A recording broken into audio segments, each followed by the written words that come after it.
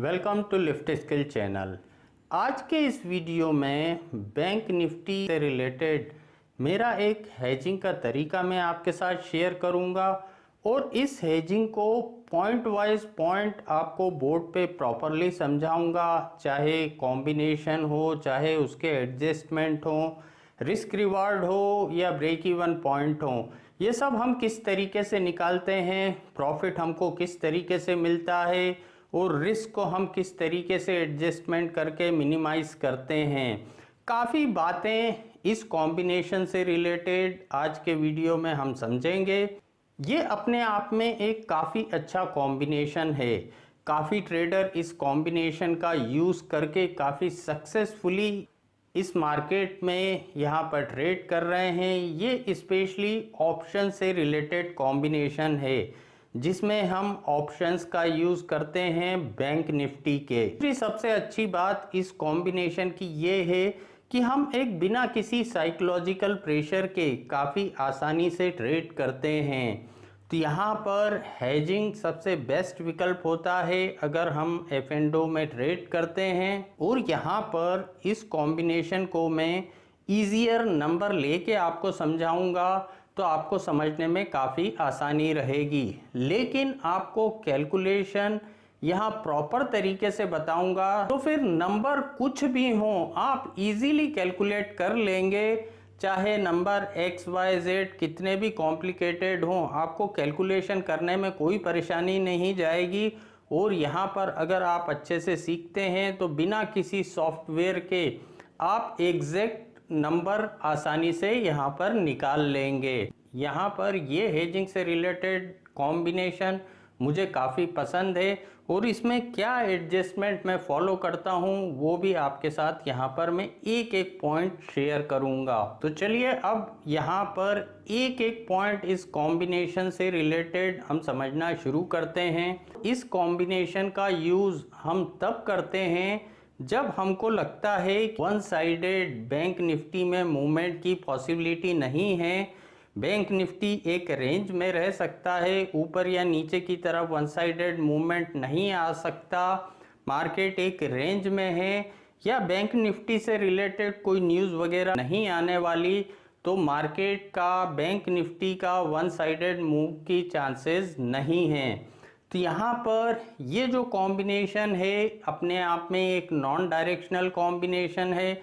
इसमें हमको direction pick करने की ज़रूरत नहीं होती कि बैंक निफ्टी ऊपर की तरफ जाएगा या बैंक निफ्टी नीचे की तरफ आएगा।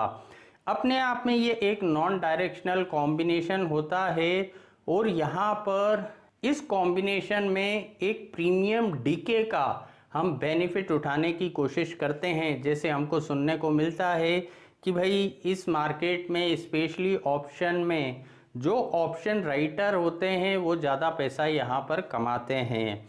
तो यहाँ पर हमारा भी मेन मकसद ऑप्शन को राइट करके उसमें जो एक प्रीमियम डीके होता है, तो यहाँ जो भी एक तेजी से प्रीमियम डीके होता है वो हमारा बेनिफिट हो जाए, उसको ध्यान में रख के ये कॉम्बिनेशन का हम यहाँ पर यूज़ करते हैं। और ये अपने आप में एक फुल्ली कवर्ड कॉम्बिनेशन होता है। तो यहाँ अगर हम एफ एंड ओ में सिंगल पोजीशन में ट्रेड करते हैं तो एक रिक्वायर्ड मार्जिन काफ़ी ज़्यादा लगता है, लेकिन अगर यहाँ हम प्रॉपर हेजिंग के साथ, प्रॉपर कवर्ड हेजिंग के साथ काम करते हैं तो यहाँ हमारा रिक्वायर्ड मार्जिन काफ़ी कम लगता है। तो ये अपने आप में एक प्रॉपर कवर्ड हेजिंग है, जिस वजह से हमारा जो रिक्वायर्ड मार्जिन होता है वो भी यहाँ पर काफ़ी कम लगेगा। ये एक 4 लेग कॉम्बिनेशन होता है जिसमें हम एक साथ ऑप्शन में 4 पोजीशन क्रिएट करते हैं। भले ही 4 पोजीशन हम यहाँ एक साथ क्रिएट कर रहे हैं, लेकिन जैसे मैंने कहा फुल्ली कवर्ड कॉम्बिनेशन है तो हमारा रिक्वायर्ड मार्जिन यहाँ पर काफ़ी कम लगता है। अब यहाँ पर बोर्ड पे पूरे कॉम्बिनेशन को हम समझते हैं, एक एक पॉइंट इस कॉम्बिनेशन से रिलेटेड हम समझते हैं। तो यहाँ पर कुछ नंबर मैंने पहले से नोट डाउन करके रखे हैं। जैसे बैंक निफ्टी सपोज 35,000 के लेवल पर ट्रेड कर रहा है, तो यहाँ पर एक बात हमको ध्यान में रखना चाहिए कि अगर हम ऑप्शन में ट्रेड कर रहे हैं तो हमको हमेशा स्पॉट प्राइस को ध्यान में रखना चाहिए। यहाँ पर ये ऑप्शन से रिलेटेड कॉम्बिनेशन है, तो बैंक निफ्टी का स्पॉट प्राइस 35,000 का लेवल पर है। यहाँ जैसे मैंने कहा ईजियर नंबर ले रहा हूँ, लेकिन कोई से भी कॉम्प्लिकेटेड नंबर पे आप आसानी से कैलकुलेट कर लेंगे अगर इस वीडियो को प्रॉपरली आप देखते हैं। और इस वीडियो को देखें तो पेन पेपर साथ में रखिए, नंबर आप हाथों हाथ नोट डाउन करते जाइए और साथ में एक प्रैक्टिस भी आपकी हो जाएगी, तो आपको समझने में काफ़ी आसानी रहेगी। तो यहाँ पर बैंक निफ्टी का स्पॉट प्राइस 35,000 पर है। तो यहाँ पर जो हम कॉम्बिनेशन क्रिएट करते हैं, हमने देखा बैंक निफ्टी 35,000 पर चल रहा है, तो यहाँ पर हम उसके एटीएम कॉल और पुट ऑप्शन को राइट करते हैं। तो एटीएम कॉल और पुट ऑप्शन कौन सा हुआ? 35,000 स्ट्राइक प्राइस का कॉल एटीएम कॉल कहलाएगा। मान लो उसका प्राइस 500 चल रहा था, उसको 500 पर हमने यहाँ पर शॉर्ट सेल करा। वैसे ही एटीएम पुट ऑप्शन यानी 35,000 स्ट्राइक प्राइस का पुट ऑप्शन, उसका भी प्राइस मान लो 500 चल रहा था, उसको भी यहाँ पर हमने 500 पर शॉर्ट सेल करा। अब यहाँ पर ये जो एटीएम कॉल पुट ऑप्शन दोनों हमने शॉर्ट सेल करे, इन दोनों को शॉर्ट सेल करने से हमको टोटल 1000 पॉइंट का प्रीमियम रिसीव हुआ। इन दोनों को हमने शॉर्ट सेल करा जिससे हमको 1000 पॉइंट का प्रीमियम रिसीव हुआ। तो अब अगर इन दोनों को हम शॉर्ट सेल करते हैं, 1000 पॉइंट का हमको प्रीमियम मिलता है, तो यहाँ पर 1000 पॉइंट ऊपर तक हमको रिस्क नहीं है और 1000 पॉइंट नीचे तक हमको यहाँ पर इसमें रिस्क नहीं है एटीएम कॉल पुट ऑप्शन को राइट करने से। अब एक और इम्पॉर्टेंट पॉइंट, अगर आपको बेसिक कैलकुलेशन में ऑप्शन में प्रॉब्लम आती है तो मेरे जो बेसिक से रिलेटेड 4 वीडियो हैं, पहले आप उनको देख लीजिएगा, फिर ये हेजिंग वीडियोस देखिएगा। तो यहाँ पर अब 1000 पॉइंट ऊपर तक हमको रिस्क नहीं है, 1000 पॉइंट नीचे तक हमको रिस्क नहीं है, यानी ऊपर 36,000 तक हमको रिस्क नहीं है और नीचे 34,000 तक यहाँ पर हमको रिस्क नहीं है। अगर 36,000 के ऊपर बैंक निफ्टी जाता है तो यहाँ पर हमारी रिस्क शुरू है। अगर 34,000 के नीचे बैंक निफ्टी की एक्सपायरी होती है तो यहाँ पर हमारी रिस्क है। और अगर सिर्फ हम ये कॉल पुट ऑप्शन को बेच के छोड़ देते हैं तो अपने आप में एक अनलिमिटेड रिस्क हो जाती है। तो अब यहाँ पर जिस पॉइंट से हमारी रिस्क शुरू होती है ऊपर और नीचे की तरफ, उस लेवल को हमको यहाँ प्रोटेक्ट करना है। तो हमारी रिस्क ऊपर 36,000 से स्टार्ट हुई, तो यहाँ पर उस लेवल को प्रोटेक्ट करने के लिए हम 36,000 स्ट्राइक प्राइस के कॉल ऑप्शन जो ओटीएम कॉल कहलाएगा, उस कॉल ऑप्शन को बाय करते हैं। 36,000 स्ट्राइक प्राइस का कॉल मान लो 150 का चल रहा था, उसको 150 पर हमने बाय करा। और नीचे जहां से हमारी रिस्क शुरू है 34,000 स्ट्राइक प्राइस का पुट ऑप्शन हमने बाय करा, मान लो वो भी 150 का चल रहा था, उसको भी यहाँ पर हमने 150 पर बाय करा। तो यहाँ पर ओटीएम कॉल और पुट ऑप्शन हम बाय करते हैं जहां से हमारी रिस्क शुरू होती है। तो अब ये ओटीएम कॉल पुट ऑप्शन को बाय करने से हमको टोटल 300 पॉइंट का यहाँ पर प्रीमियम पे करना पड़ा। ऑप्शन को शॉर्ट करके हमको यहाँ 1000 पॉइंट का प्रीमियम रिसीव हुआ और यहाँ पर ऑप्शन को बाय करके हमको 300 पॉइंट का प्रीमियम पे करना पड़ा। अब यहाँ पर इस कॉम्बिनेशन में काफ़ी सारे पॉइंट आते हैं कि भाई मेरा रिवार्ड मैक्सिमम कितना, मेरा रिस्क मैक्सिमम कितना, मेरे ऊपर और नीचे की तरफ ब्रेक इवन पॉइंट कौन से। तो यहाँ पर जो हमारा मैक्सिमम रिवार्ड होता है कि भाई इस कॉम्बिनेशन में मुझे ज़्यादा से ज़्यादा मैक्सिमम रिवार्ड कितना मिल सकता है, तो यहाँ पर जो टोटल नेट प्रीमियम हमने रिसीव करा वो हमारा होता है मैक्सिमम रिवार्ड। तो नेट प्रीमियम हमारे पास कितना बचा है, 1000 पॉइंट का प्रीमियम हमको रिसीव हुआ था ऑप्शन को राइट करके, लेकिन 300 पॉइंट का प्रीमियम हमको पे करना पड़ा ऑप्शन को बाय करके। तो हमारे पास नेट प्रीमियम जो बचा है वो बचा है 700 पॉइंट का। तो यहाँ पर 700 हमारा होता है मैक्सिमम रिवॉर्ड, यानी ज़्यादा से ज़्यादा हमको 700 पॉइंट का इस कॉम्बिनेशन में प्रॉफिट हो सकता है। तो यहाँ इस तरीके से हम मैक्सिमम रिवॉर्ड को निकाल लेते हैं कि भाई ज़्यादा से ज़्यादा हमको कितना मैक्सिमम रिवॉर्ड मिल सकता है। यहाँ पर अगला पॉइंट आता है कि भाई इस कॉम्बिनेशन में ज़्यादा से ज़्यादा मेरी मैक्सिमम रिस्क कितनी है, कि हम ज़्यादा से ज़्यादा कितनी इस कॉम्बिनेशन में हमको रिस्क हो सकती है। अब यहाँ पर आपके दिमाग में सोचने में आ सकता है कि सर ये कॉम्बिनेशन तो मैं सॉफ्टवेयर में डालूँगा, अपने आप रिस्क रिवॉर्ड ब्रेक इवन निकल के आ जाएंगे। लेकिन ठीक है, आपने सॉफ्टवेयर में डाला, आप बिल्कुल उसको इजीली यूज़ कर सकते हैं, लेकिन आपको आना चाहिए कि ये पॉइंट आए, ये नंबर आए, तो आए कैसे? क्योंकि अगर हम इस मार्केट में काम कर रहे हैं तो प्रॉपर नॉलेज के साथ अगर हम ट्रेड करते हैं तो ये काफ़ी कॉन्फिडेंटली ट्रेड करते हैं। तो भले ही हम किसी भी सॉफ्टवेयर का यूज़ करें, लेकिन उसमें जो नंबर निकल के आते हैं वो हमको पता होना चाहिए कि ये नंबर आए तो किस तरीके से आए। तो अब यहाँ वापस से अपन पॉइंट पे आते हैं कि भाई मैक्सिमम रिस्क कितनी इस कॉम्बिनेशन में हमारी। तो मैक्सिमम रिस्क निकालने के लिए स्पॉट से जो ऑप्शन हमने बाय करे हैं, चाहे कॉल साइड में हो चाहे वो पुट साइड में हो, उनके बीच में जो डिस्टेंस है उसमें से हम जो टोटल नेट प्रीमियम रिसीव करा है हमने, उसको अगर हम माइनस कर देते हैं तो वो होती है हमारी मैक्सिमम रिस्क। तो यहाँ पर स्पॉट है 35,000 और हमने जो ऑप्शन बाय करे हैं, चाहे हम कॉल साइड की तरफ देखें या पुट साइड की, हम कॉल साइड का एग्जांपल ले लेते हैं।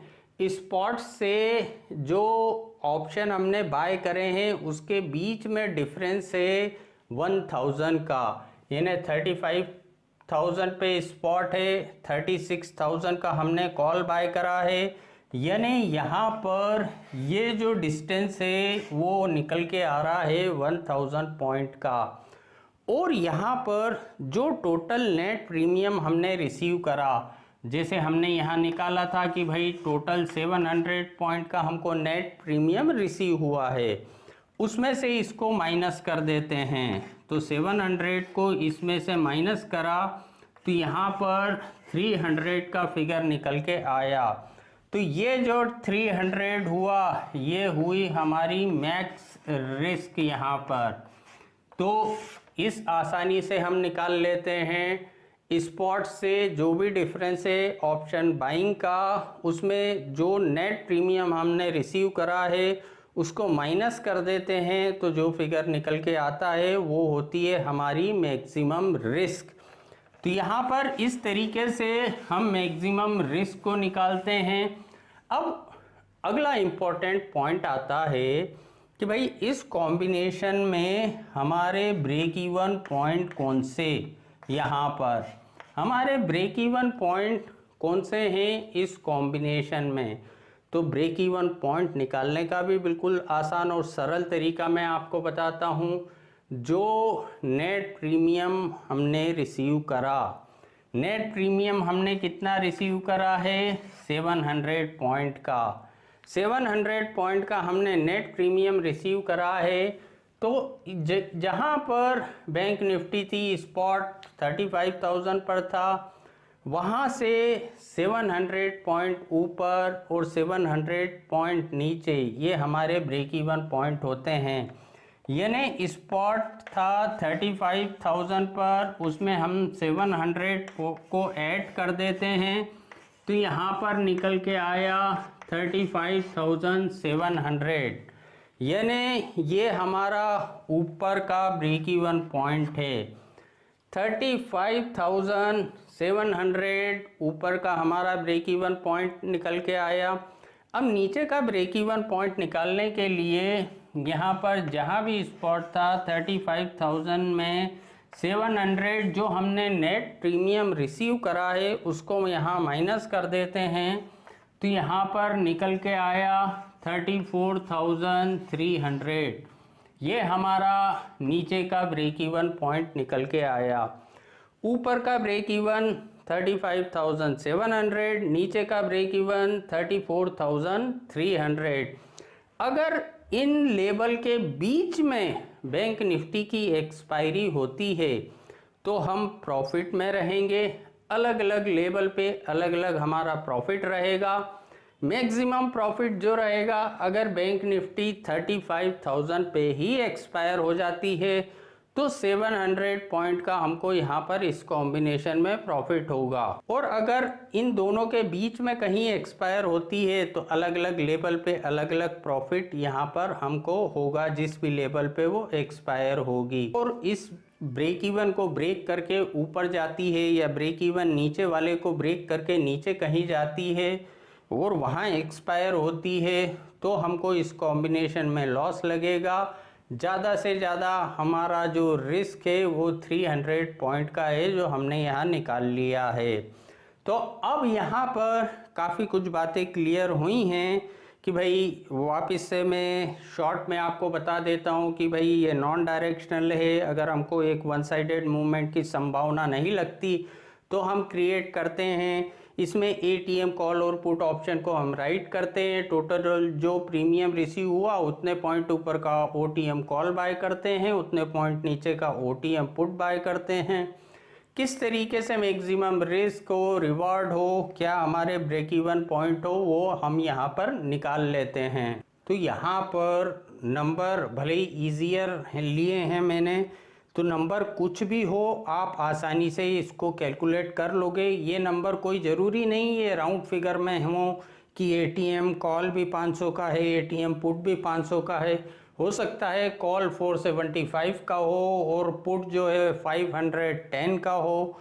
तो यहाँ पर हम अगर इस मेथड को सीख गए कैलकुलेशन करने वाली तो ईजियर तरीके से हम यहाँ पर नंबर को निकाल लेते हैं। अब जब भी हम कॉम्बिनेशन बनाते हैं तो यहाँ पर कॉम्बिनेशन बनाने से पहले रिस्क रिवॉर्ड रेशो को हम यहाँ पर चेक कर लेते हैं। तो यहाँ पर इस कॉम्बिनेशन में जो रिस्क रिवॉर्ड रेशो हमको समझ आ रहा है कि भाई क्या रिस्क रिवॉर्ड रेशो इस कॉम्बिनेशन में हमारा यहाँ पर निकल के आ रहा है। तो जैसे हमने निकाला कि भाई मैक्सिमम जो रिस्क है वो हमारी एक 300 पॉइंट की है, मैक्सिमम जो रिवॉर्ड मिल सकता है यहाँ पर वो 700 पॉइंट का मैक्सिमम रिवॉर्ड हमको मिल सकता है। तो यहाँ पर जो हमको रिस्क रिवॉर्ड दिख रहा है वो 1:2 से थोड़ा ज़्यादा नज़र आ रहा है कि भाई हमारा रिस्क रिवॉर्ड 1:2 से थोड़ा ज़्यादा है। और इस तरीके के कॉम्बिनेशन में जो रिस्क रिवॉर्ड है वो लगभग ऐसा ही निकल के आता है, 1:2 से थोड़ा सा ज़्यादा यहाँ पर। तो यहाँ रिस्क रिवॉर्ड हमने निकाल लिया कि भाई हमारा रिस्क रिवॉर्ड रेशो क्या है।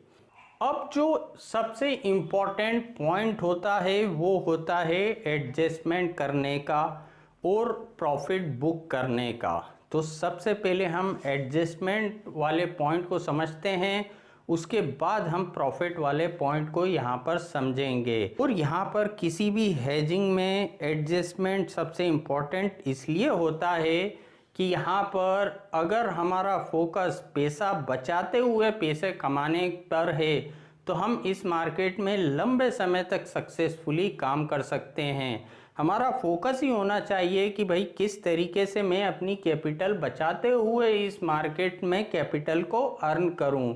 तो एडजस्टमेंट भी हम इसीलिए करते हैं किसी भी कॉम्बिनेशन में कि जो हमारी मैक्सिमम रिस्क है उसको किस तरीके से हम मिनिमाइज करें या उसको न्यूट्रल कर दें या एक माइनर लॉस तक उस रिस्क को यहाँ पर लेके जाएं, ताकि हमारी जो कैपिटल है उसमें कम से कम डैमेज हो या उसमें कोई भी डैमेज नहीं हो।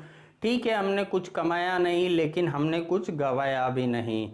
तो हम इस सोच के साथ यहाँ पर एडजस्टमेंट को करते हैं। अब यहाँ पर हर हेजिंग में एडजस्टमेंट करने के भी काफ़ी अलग अलग तरीके होते हैं। अलग अलग ट्रेडर अलग अलग तरीके से किसी भी हेजिंग के कॉम्बिनेशन में एडजस्टमेंट करते हैं। तो यहाँ पर ये जो एडजस्टमेंट मैं आपके साथ शेयर कर रहा हूँ, ये एडजस्टमेंट मुझे सबसे ज़्यादा पसंद है। काफ़ी ईजियर एडजस्टमेंट है और कोई भी कॉम्प्लिकेशन इस एडजस्टमेंट में नहीं है। हम दूसरे जो भी हम वर्क करते हैं, चाहे बिज़नेस करते हो, जॉब करते हो, उसके साथ भी इस कॉम्बिनेशन का काफ़ी आसानी से यहाँ पर यूज़ कर सकते हैं।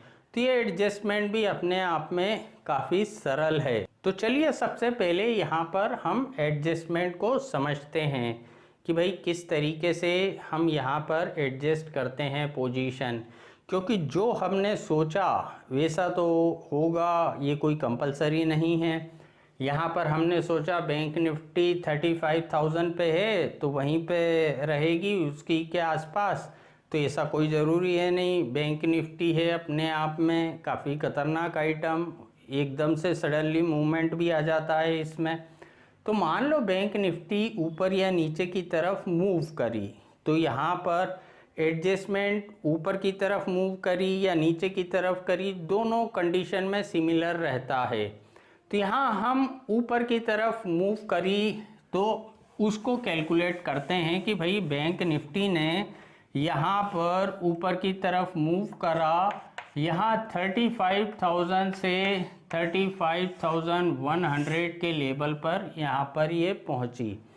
तो अब हम हमारी पोजीशन में क्या एडजस्टमेंट करते हैं। तो यहाँ पर बैंक निफ्टी अगर 35,000 स्ट्राइक प्राइस से 35,100 पर पहुँची, यानी उसने लेवल चेंज करा, वो अगले स्ट्राइक प्राइस पर यहाँ पर पहुँची, तो हम क्या करते हैं, ये जो हमारा कॉल और पुट ऑप्शन हमने बाय करा है, मान लो 35,000 से 35,100 के लेवल पर पहुँची, तो डेफिनेटली ये कॉल ऑप्शन का प्राइस बढ़ जाएगा। तो मान लो ये कॉल ऑप्शन का प्राइस यहाँ पर 150 से बढ़ के ये 175 हो गया, और यहाँ पर जो हमने पुट ऑप्शन बाय करा था उसका प्राइस डेफिनेटली नीचे आएगा। तो यहाँ पर इसका प्राइस मान लो यहाँ पर गिर के 150 से 120 का हो गया। तो यहाँ पर हम क्या करते हैं, ये जो दो कॉल और पुट ऑप्शन हमने बाय करे हैं, इन दोनों को यहाँ पर स्क्वायर अप कर देते हैं। इन दोनों पोजीशन को हमारी स्क्वायर अप कर देते हैं।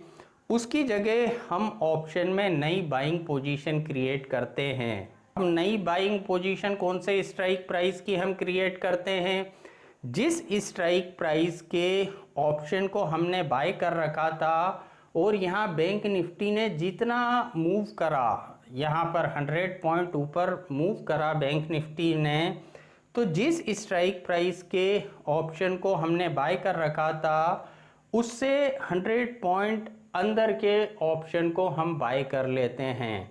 तो यहाँ पर उससे 100 पॉइंट अंदर का ऑप्शंस कौन से हुए, यहाँ पर 35,900 स्ट्राइक प्राइस का कॉल, ये 100 पॉइंट अंदर का कॉल हुआ, और 34,100 स्ट्राइक प्राइस का पुट यहाँ पर। यानी जितना पॉइंट बैंक निफ्टी ने ऊपर या नीचे की तरफ मूव करा, हमने ऑप्शन में बाइंग की पोजीशन दोनों को स्क्वायर अप करा, उसकी जगह 100 पॉइंट अंदर के ऑप्शन को यहाँ पर हमने बाय कर लिया। लो ये जो कॉल है, ये कॉल ऑप्शन हमको 195 में मिला, और यहाँ पर ये जो पुट ऑप्शन है, ये पुट ऑप्शन मान लो हमको यहाँ पर 130 में मिला।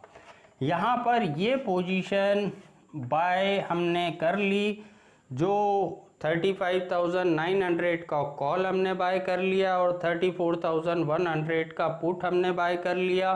कॉल हमको 195 में मिला और पुट हमको यहाँ पर 130 में मिला। अब इसके बाद बैंक निफ्टी अगर और कंटिन्यू मूव करती है 35,000 से 35,200 के लेवल पर पहुँचती है, तो ये फिर दोनों पोजीशन को हम स्क्वायर अप कर लेते हैं। दोनों पोजीशन को ख़त्म करके वापस से 100 पॉइंट अंदर के ऑप्शन को हम यहाँ बाय कर लेते हैं। यानी अगर बैंक निफ्टी 35,100 से 35,200 के लेवल पर पहुंची तो ये स्क्वायर अप करी दोनों पोजीशन, इसकी जगह 35,800 स्ट्राइक प्राइस का कॉल हमने बाय कर लिया और इसकी जगह हमने 34,200 स्ट्राइक प्राइस का पुट बाय कर लिया।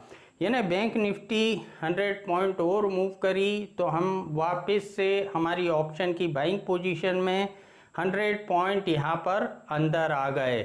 तो चाहे ऊपर की तरफ जाए या नीचे की तरफ, जितना मूव करती है उतना पॉइंट हम यहाँ पर अंदर आ जाते हैं। यहाँ एक सवाल दिमाग में आ सकता है कि सर 35,000 से 35,100 गई, तब हमने एडजस्टमेंट करा और वापस से 35,000 100 पॉइंट नीचे आ गई, तब हमको एडजस्टमेंट नहीं करना है। तो नीचे हम कहाँ तक एडजस्ट नहीं करेंगे, नीचे हम यहाँ पर 34,800 पे एडजस्ट करेंगे। 34,000 नीचे आती है तो 34,800 तक एडजस्ट हम नहीं करेंगे, क्योंकि एक बार 100 पॉइंट में हमने एडजस्ट कर लिया है।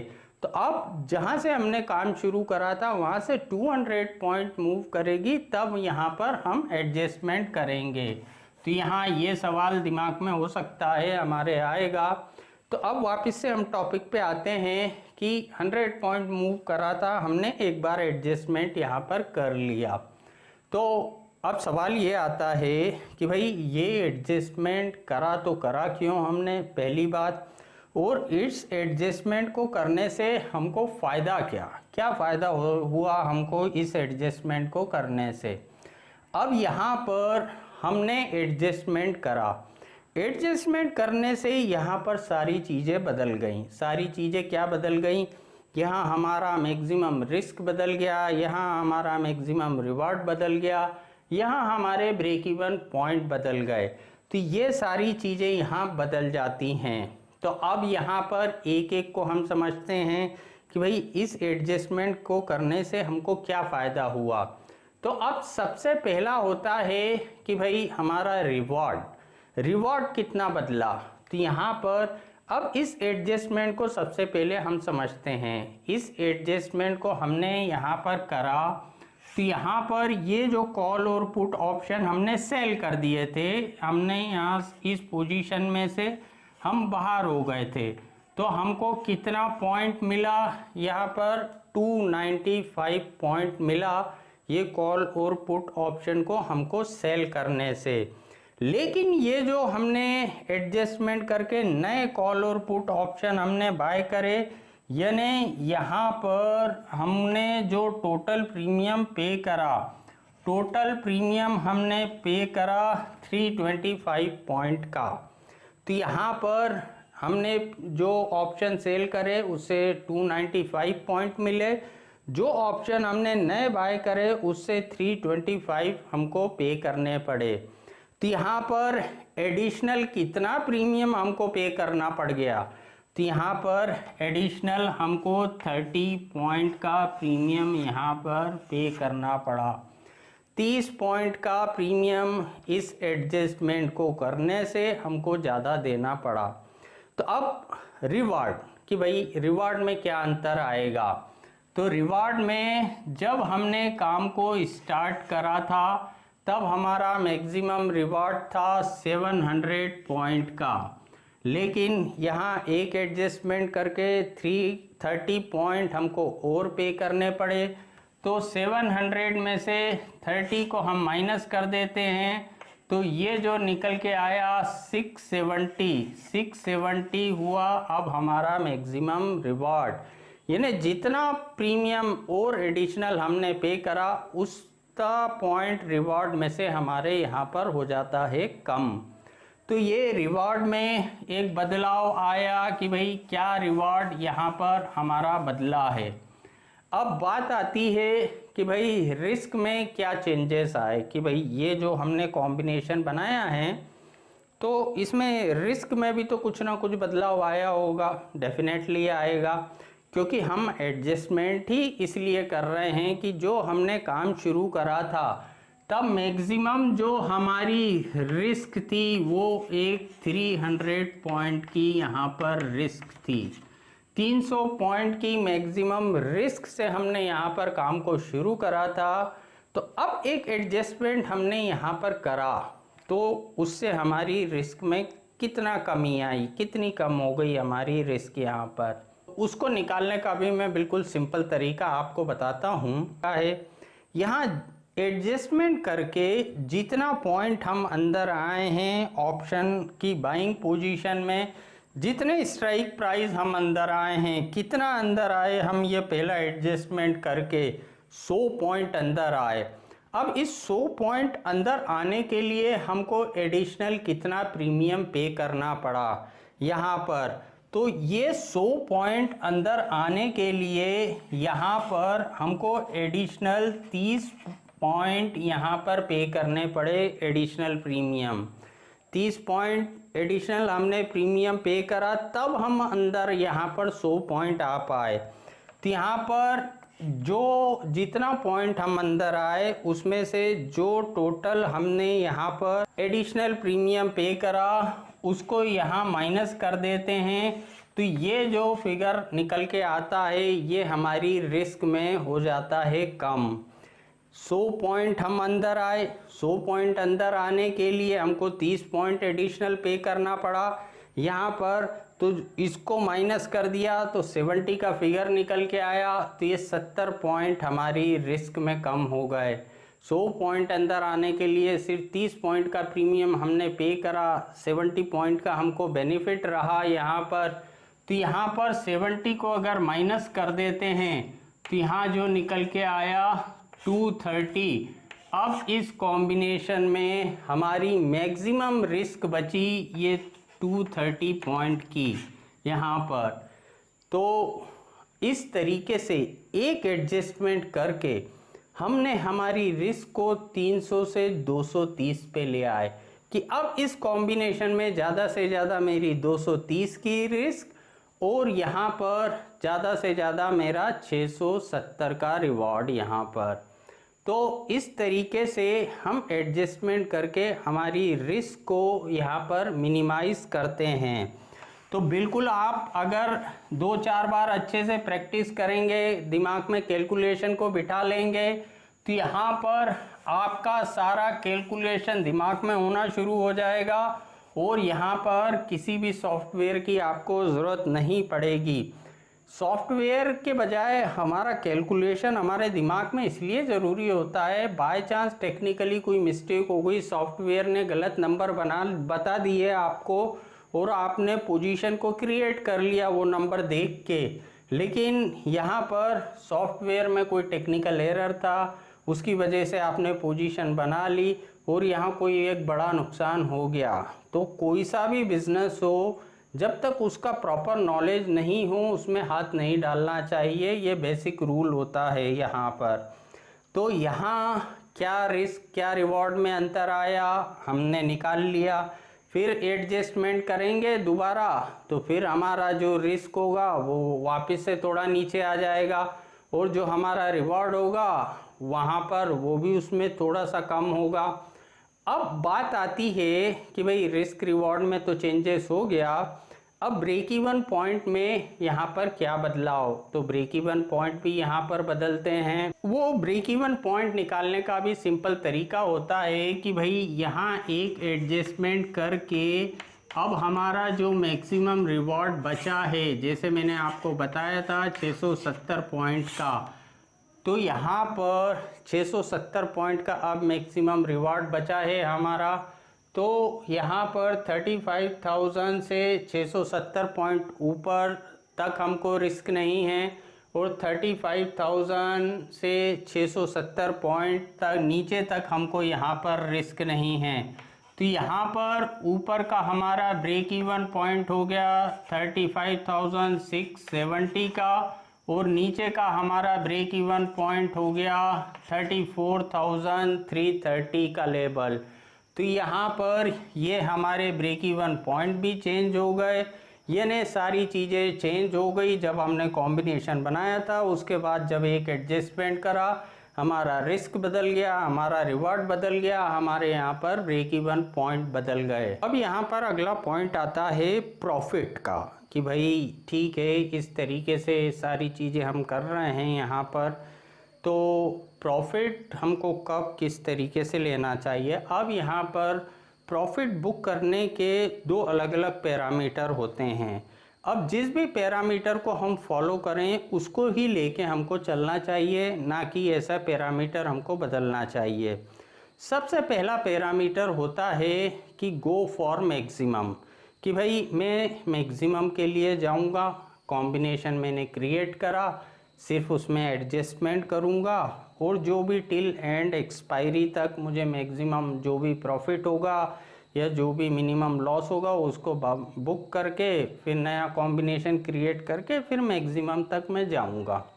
ये होता है पहला पैरामीटर कि भाई हम इस तरीके को फॉलो करके यहाँ पर ट्रेड कर रहे हैं। अब दूसरा पैरामीटर ये होता है कैलकुलेटेड रिटर्न वाला। अब मान लो इस कॉम्बिनेशन को क्रिएट करने से मुझे एक 50,000 का मार्जिन ब्लॉक हुआ, तो यहाँ पर मेरा 50,000 का मार्जिन ब्लॉक हुआ और मुझे लगता है कि यार 3-4% रिटर्न अगर सप्ताह में आ जाता है तो मैं पोजीशन में से बाहर हो जाऊँगा। मान लो 3% रिटर्न मैंने एक्सपेक्ट करा, जैसे ही मुझे दिखे कि यार 1,500 रुपये का प्रॉफिट हो रहा है, मैं कॉम्बिनेशन में से बाहर हो गया, नेक्स्ट कॉम्बिनेशन पे मैंने काम करा, मैं एक कैलकुलेटेड रिटर्न के लिए जा रहा हूँ यहाँ पर।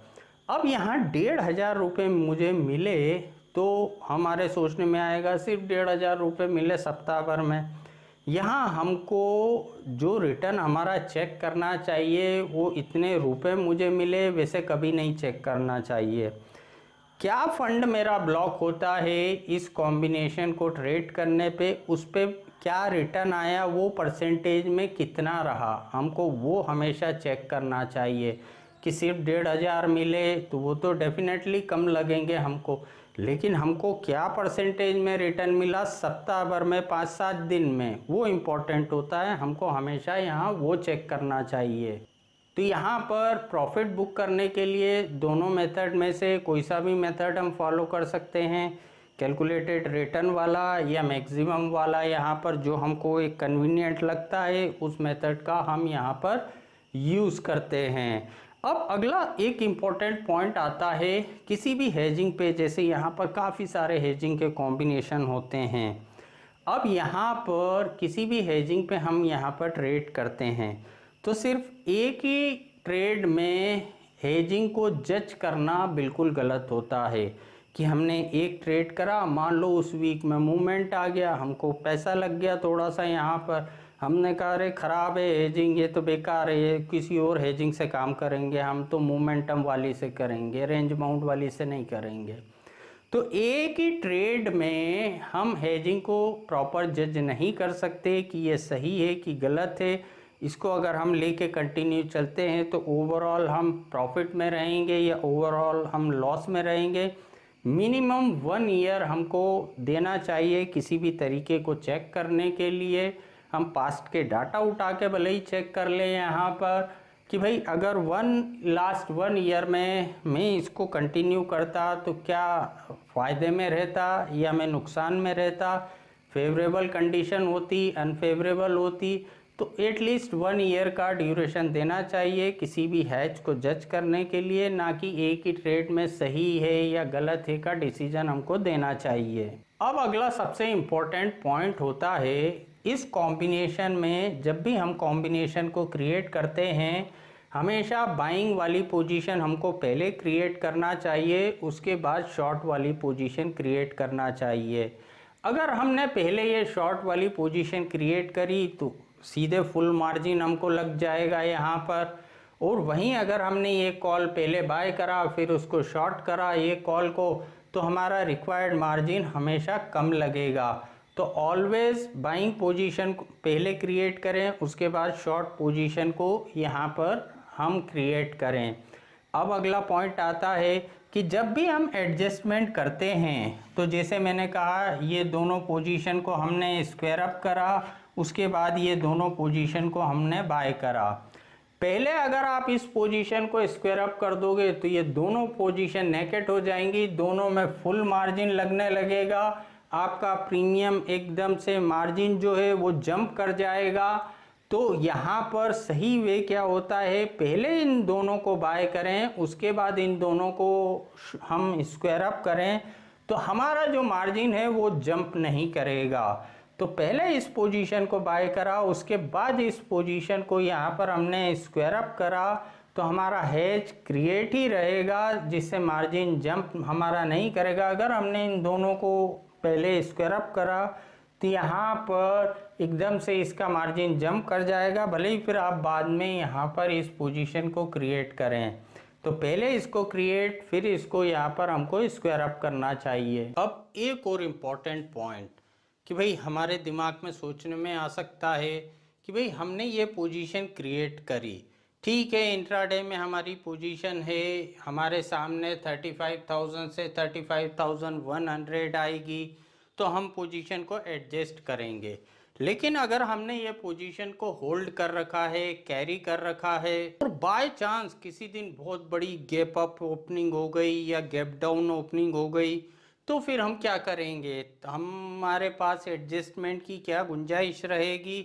तो यहाँ पर अलग अलग कंडीशन में अलग अलग हम कर सकते हैं। मान लो काफ़ी बड़ी गैप अप ओपनिंग हो गई, 35,000 से सीधे 36,000 की ओपनिंग हो गई यहाँ पर, या 5,000 से 34,000 1,000 पॉइंट नीचे की ओपनिंग हो गई।